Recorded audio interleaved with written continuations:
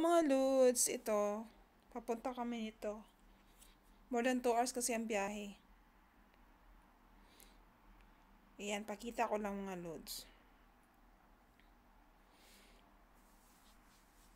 Mga disyerto.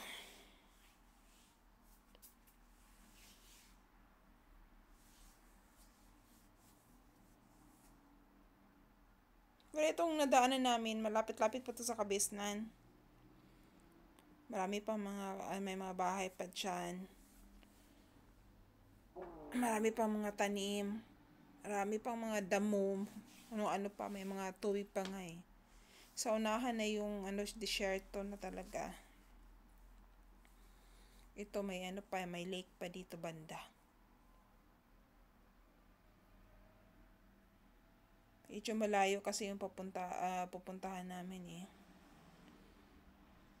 Alam nyo na mga lods, maraming salamat. See you in my next video. Buyers.